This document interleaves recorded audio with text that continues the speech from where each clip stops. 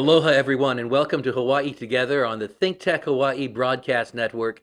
I'm your host, Keli'i Akina, president of the Grassroot Institute of Hawaii. Well, one thing is true. Lucky we live Hawaii, and there are beautiful places all throughout the islands, especially the island of Maui. I love Maui County because, in one sense, it's small enough so that we can solve any problem and come up with innovative ideas. But unfortunately, it's big enough to have some of the biggest problems magnified many times that we have throughout the state. And one of them is housing. The number one reason young people are leaving Hawaii, as well as retirees leaving Hawaii, is the cost of our housing. It's exorbitant. A median family home just this week is priced at $920,000 on Oahu. That's incredible. My four children, who are all adults, are living on the mainland, working hard to earn their mortgages and houses there in the hopes of being able to someday come back to Hawaii, but it may be many, many years. I think we all know that story. My heart especially goes out to our friends on Maui, where I know that all types of housing that we need are simply not available. Single family homes that people need to buy are just they're priced out of the market. Even rentals are not available. But recently, we've had a massive shortage of affordable housing. It's been very difficult for developers to get through the red tape as well as the restrictions and other things needed to bring about an affordable housing project. And recently, as you heard, the Maui County Council passed a rule regarding 201H affordable housing, saying that 75% of these projects, in order to be awarded to a developer, 75% have to be affordable housing. Now, when you think about that, that sounds like a good idea because the goal is to get affordable housing built. But when we look at the details, we find that it's actually going to be very counterproductive. It will not actually help to build affordable housing. It will discourage developers from doing so. And in the end, the people will suffer. Nobody knows this better than Yuki Lei Sugimura, one of the members of the Maui County Council who's been serving for 5 years there. And I'm just so delighted that we're able to reconnect today online and pick her brain a little bit about this. So please welcome my guest today, Councilwoman Yuki Lei Sugimura. Yuki Lei, aloha. Welcome to the Aloha. program. Thank you, Dr. Akina. Thank you very much for inviting me to participate. Appreciate you a lot. Well, I've really appreciated all your involvement in the community throughout the years and the occasions when we've been able to meet one another. You know, we're going to talk about this issue of affordable housing, but before we get to it, can you tell our viewership a little bit about your background and how you got involved in politics? So first of all, I proudly always like to share that I'm born and raised on Maui and went through public school system and University of Hawaii in Manoa. So I've been a long time resident of the community, and I've seen it change. And so that's what brought me to this political realm. Through the years, though, Dr. Akina, I have always been involved with politics in some form, during high school. And but one of the things that as I got older, I had the experience and the opportunity to work with our late US senators, Senator Inouye, Daniel K. Inouye. And then for Senator Akaka, I was his Maui liaison. So I worked with he and his office very closely, as well as last thing I did in the federal sector was with US Senator Mazie Hirono. When she stepped in Senator Akaka's seat, then I took over. I mean, they kept me as a Maui liaison. So I've always had that in the background of my life, and I could see just from what the work that I did with especially the late senators, how important government can be to help the community and open doors. So that's my introduction that I like to share. And I will proudly say that I worked on both all of their campaigns, but I could see the impact of their action, how you get policy to build communities, and I could see the impact and importance of it. So that's what brought me here. And Dr. Akina, what really brought me here is why we're talking about today. What we're talking about today is my support for working families, as I felt that my I could provide a voice to those people that I grew up with, that maybe we're not speaking out, that maybe I can provide, a vote, one of 9 members, and become the voice of the working families. Well, thank you very much, Yuki Lei. And by the way, call me Keli'i. We've known each other long enough Kaylee, okay, for that. that's And you did mention that you want to be the voice of the people, but specifically, why did you run for county council? I mean, there are many different things you can do politically, and you've spent most of your life doing them behind the scenes and working for other political figures. But you've stepped out into the county politics. You're up front. Why county council? so a lot of my community work. So before I did this, I had my own business. I was a small business owner for a company called Connect, CONNEC, which was connecting the community. And I always did projects in the community. And the option became available because our council member had term limited.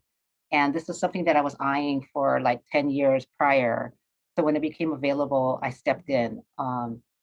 Our state representative is Kyle Yamashita, and I work very closely with him. So there's no way I want to try run against him or Senator Kalani English. Both of them, I respect their work a lot, Kelly. So I would not even think of running against them. But this seat became available, and I felt that I have been working with the community by doing many projects, and that this seemed like a natural next step for me. Yeah, Well, I'm glad you're involved in county council. You bring a breath of fresh air on many issues, and thank you. I'm glad that we can support your stands.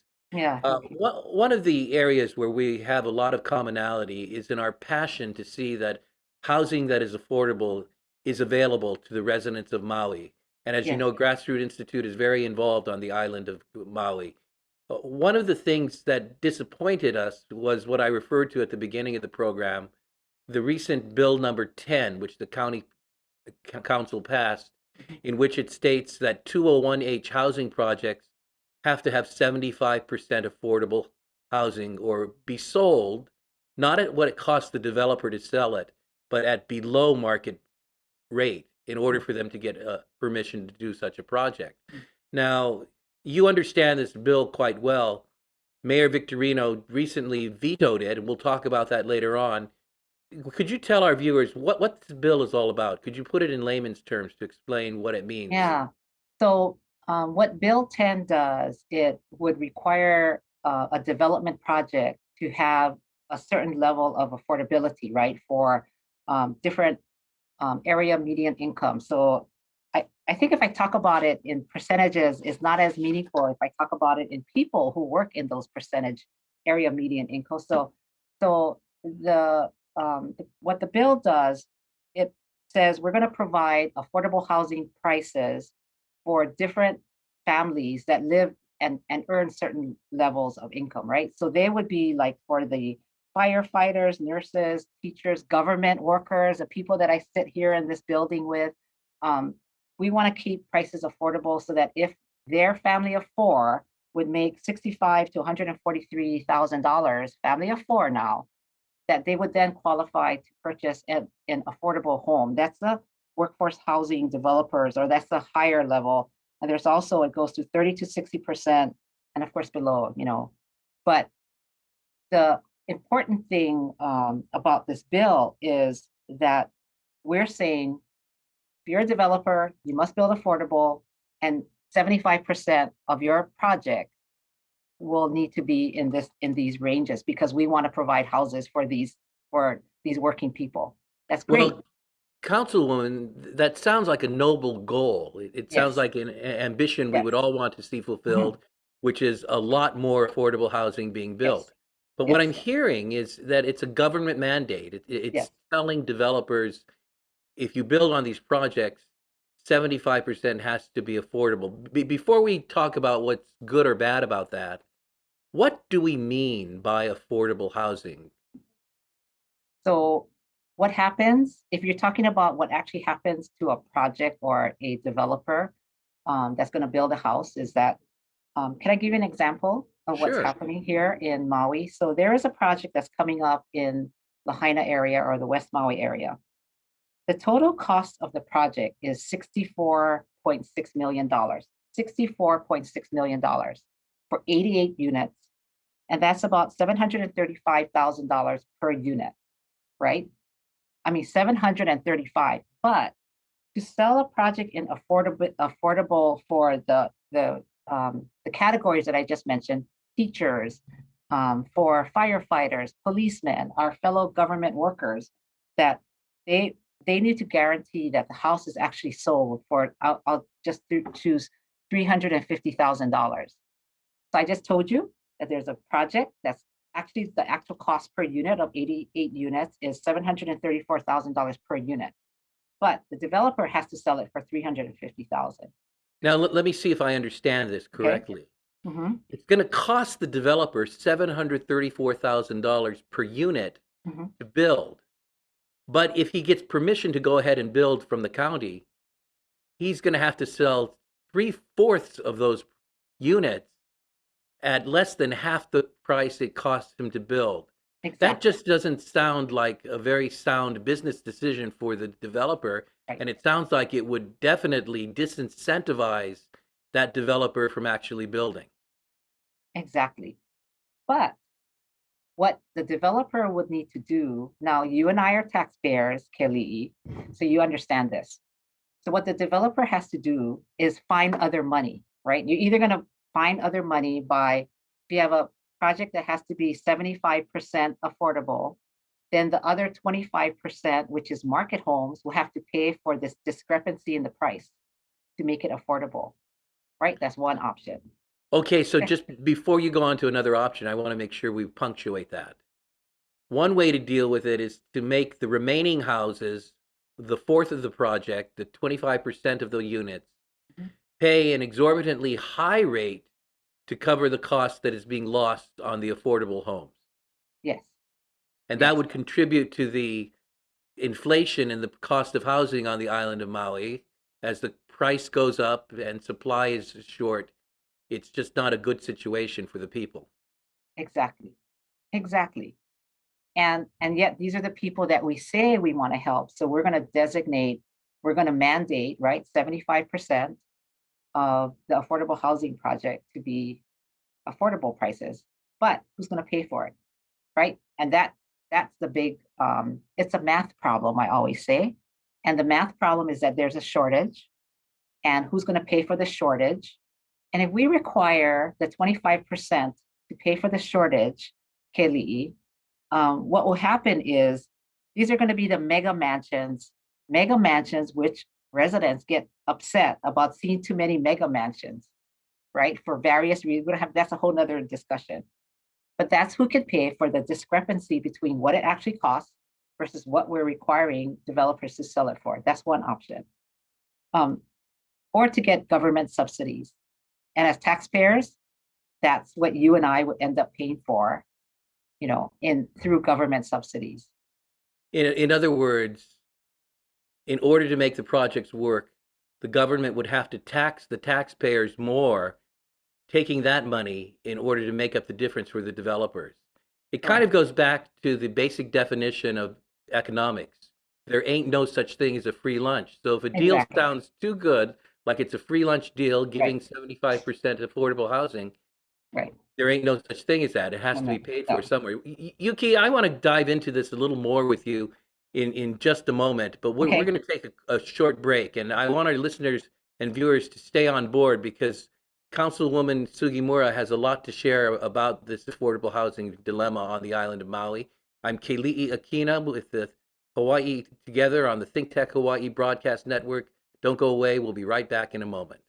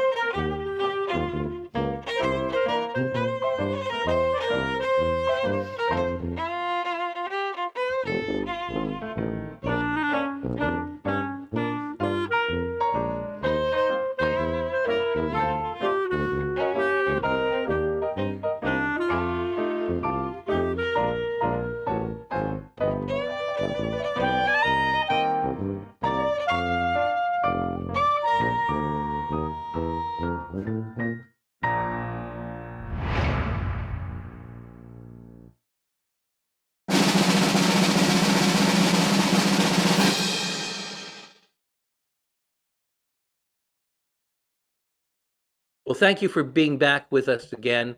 We're with County Councilwoman from the island of Maui, Yuki Lei Sugimura, and we're talking about a fascinating subject, how an affordable housing policy is actually going to reduce affordable housing.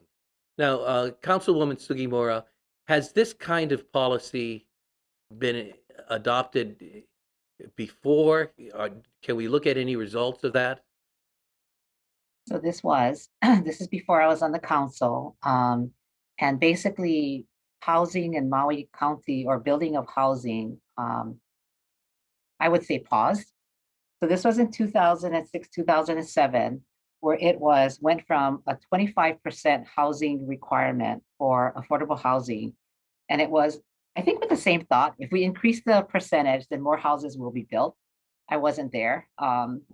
But basically what happened was during that period, it got changed through our workforce housing policy that we said, okay, from now on, houses that would be built for affordable houses, only 14 homes got built until 2014 when the council at that time changed the ordinance to go back to 25% because not many homes were being built. So Maui County has a history of seeing what happens with policy of this nature and probably with the same intent of let's build more houses. So the council at that time took a chance and changed it from 25% to 50% during a 7-year period. But seeing that there were only 14 homes that were built during that time, it was changed again and went back to 25%. And thereafter, housing was being built. Well, I think we can say déjà vu to some extent. And Yes. as you know, at the Grassroot Institute, we've researched this issue. We've done Mm. a survey across the nation for best and worst Oh, practices and okay. have found the story you just told of Maui's experience is what happens all over the nation. In fact, if Bill 10 becomes law, it ultimately will put Maui into the position of being the second most burdensome housing regulations in the nation. This is something that is shown to be the case in terms of the research. But my question is this: why are lawmakers pushing it? They have the numbers before them. They can see the reality of the situation. I know there's a lot of emotion around the whole issue of housing, but why is this being pushed? There is such a, well, you open talking about what a median price for a home on Oahu is. On Maui is it's almost $1 million. It's 980,000. So it's almost $1 million for a cost of a home here on Maui. Short supply. If we keep at this, if the council keeps at this, our supply will even, our inventory is even less. So availability, this is not about affordability, this is about availability of resources. And we are on short supply. And so the cost of houses are becoming more and more expensive. You know, I don't want to have Maui County to have the honor that you're talking about, but that's thanks for doing the research. And it's sad for us to be part of that, because I think in general, what we want is to have more housing, as I said from the beginning, for working families. And what we're seeing is that because of our housing prices being so high, we don't have enough rentals either, that people from our local families are moving away. It's heartbreaking. And there's strangers who are coming and buying lots of houses in our community. Councilwoman, in my understanding, many developers want to build affordable housing. In fact, it's a myth to say that developers make more money building mansions. In reality, many of them have shown us the figures that if they do the projects that are reasonably divided between affordable and market rate housing, they ultimately will make more of a profit. So it's in the interest of developers to move in that direction, and many have expressed their willingness to do so. But in the rhetoric that I've seen at the hearings and elsewhere, and in social media, there seems to be an image of developers as being evil and greedy and wanting to really just wring out blood from every last drop of profit they can make on any project and so forth. But what do you think of that image and what are your thoughts as to why it persists? I It's not true, first of all. I don't feel that. I will tell you, because I'm a community person, that whenever there's before a pandemic, pre-pandemic, if there ever was a need in the community, it would have, for example, a really good example is the Goodfellows. They do their, their construction company here, and um, they do good work. Like every time there was a massive fire up in the sugarcane fields or open land or wherever, even the most recent ones we had, they were the ones that just fired up their bulldozers or fired up their crew, and they went charging in the fire like our firefighters. And it's to help, solve. They're right there.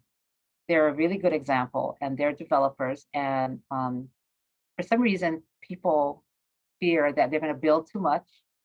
I wish they would build more, houses, is what we're talking about. But it's a reputation that is ill-conceived, and yeah, it's a ill-conceived reputation. They're the ones who are there. They open their pocketbooks to help the people who, they need food and whatever. They're first in line. It's those kinds of people. They have big hearts. And seeing our housing shortages, I think that the people who just came and testified, who said, yeah, make it 75, vote for this bill, and that it'll bring more housing. They don't understand the math.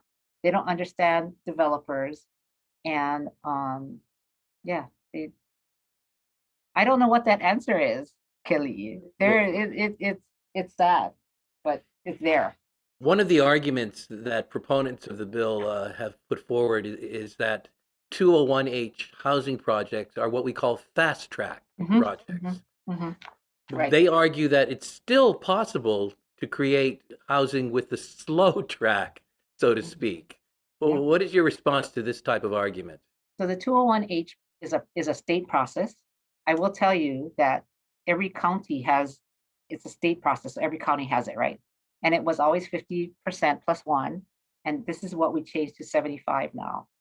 Um, the going through is the 201H process is it allows developers to ask for forgiveness of certain fees, or whatever that would be added to, because we're trying to get to cheaper homes, right? So it allows that developers to ask for exemptions from certain, you know, costs that would normally hit the developer, and that of course gets always passed down to the project or to the homeowner. So it encourages developers to be able to cut their costs as well as cut their time. So that's what it's about, the 201H process. But some argue that even with the passing of this Bill 10, we have a slow track option that is Mhm, still available. I mean, mhm. is that a feasible way of approaching the affordable housing crisis issue? So the county of Maui passed our own version of the 201H. It's called 2.97. It's for 100% affordable. I know it's not on discussion today, but it is another option for developers. And that would be for 100% affordable projects that come before the county. Um, so, there are other options. I guess it's slower, if just because it's 90 days versus 45 days. And I think the 201H process, the 45 days, scares people in the community that maybe it's not being vetted enough. The project is not being vetted enough. But I believe that our housing department vets the project along with all the departments before it comes to council. So I believe the system works, and that council still has the ultimate say of turning down projects that you and I may think makes a lot of logical sense to build, and it's happened before. Yeah. If subsidies are needed in order to make affordable housing projects work, Hmm.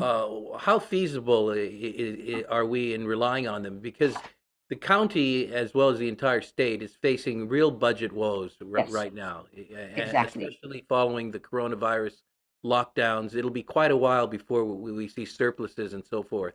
Right. Uh, Ultimately, we would have to go back to taxpayers and raise taxes, which is not a popular thing to do.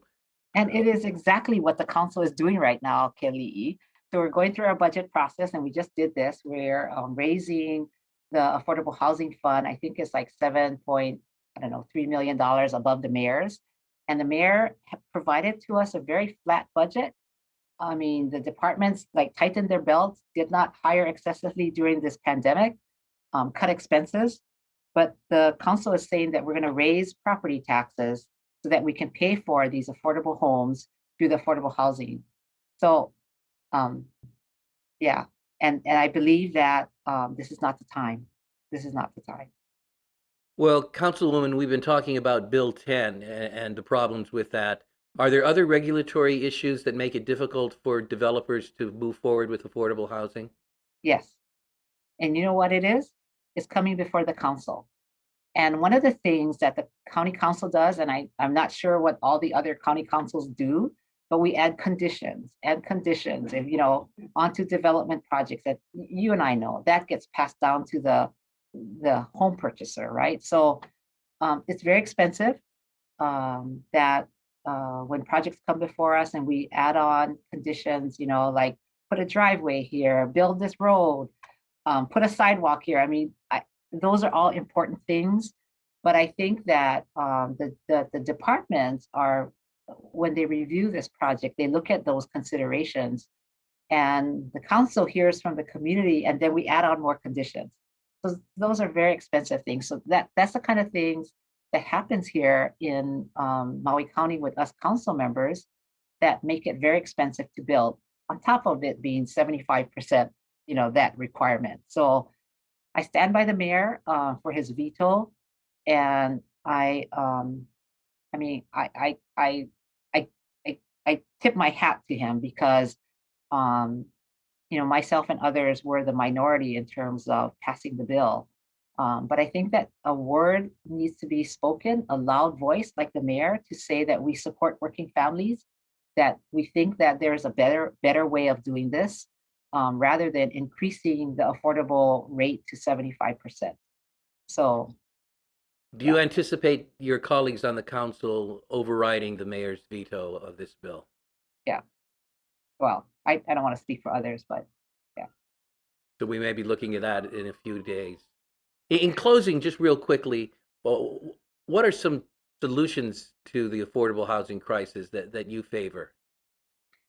So what the council is trying to do is, one of the things that I try to do is to develop residents, that we have this first time home buyers program, but I'm trying to build financial literacy, giving back to the community. So I'm proposing an independent development account. This is the first time we're doing it, but it's to educate the community, build residents and families that are more astute as to how you buy a house. How much is it going to cost? What do you need to do? I think that we as a community can do projects like that. That'll be very beneficial. The other thing that we should be doing is that we, the county, should be building infrastructure. Right now in Maui County, I don't know what other counties do, but in Maui County, we rely on the developers to build infrastructure, roads, wastewater system. They put in these, septic tanks and different things, whereas I think it's our job to do that. Well, Yuki Lei, maybe we'll have you back to talk about infrastructure. I want to thank Yeah, you that's so my much. committee. Yeah. Councilwoman Yuki Lei Sugimura, much mahalo for your insight today. Thank you, Kelly. Thank you for inviting me. Appreciate this opportunity. Glad to Thank have you. you on board. And aloha to everyone. We'll see you again next time on Hawaii Yes. Together on the ThinkTech Hawaii Broadcast Network. I'm Thank Keli'i. you. Bye We'll see you bye. on Maui, hopefully. Aloha.